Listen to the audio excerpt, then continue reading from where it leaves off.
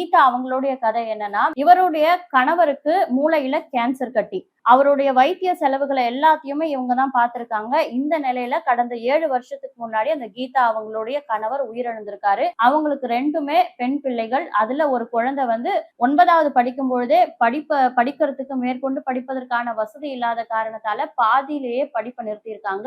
இன்னொரு பொண்ண இப்போ கஷ்டப்பட்டு கல்லூரி படிப்புல சேர்த்து விட்டுருக்காங்க.